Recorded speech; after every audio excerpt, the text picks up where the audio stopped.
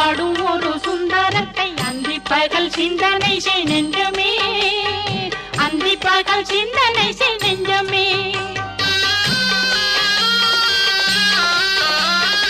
ஆறெழுத்து மந்திரத்துள் ஆடும் ஒரு சுந்தரத்தை அந்தி பகல் சிந்தனை செய் நெஞ்சமே, அந்தி பகல் சிந்தனை செய் நெஞ்சமே.